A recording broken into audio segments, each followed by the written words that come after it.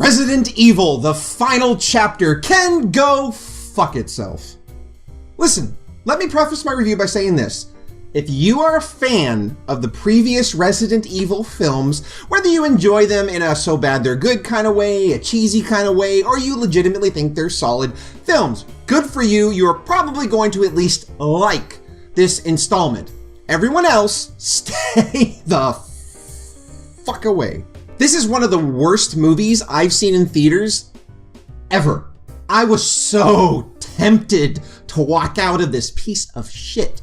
This movie was lazy, it was contrived, it was boring, it was edited by a 3-year-old playing with scissors, it was nonsense, it was beyond shockingly bad. So let's just talk about the editing for a second, because that is definitely one of the most intolerable aspects of this film. You guys, this movie cuts every second. You can like set your watch to it. It's just cut, cut, cut, cut, cut, over and over and over again.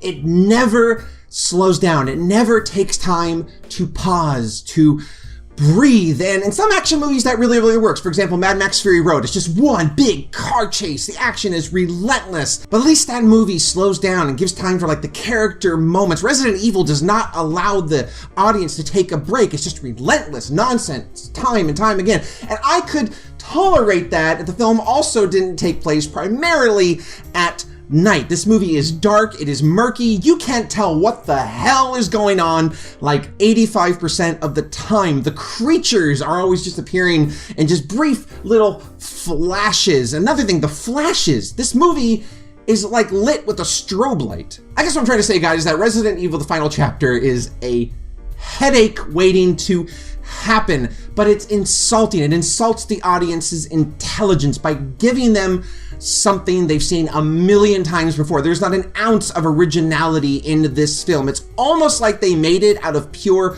obligation. It's like Paul W.S. Anderson and Milla Jovovich just said, fine, we'll do it. And they got a bunch of their friends together and they got a few million from the studio and they filmed it in like a day.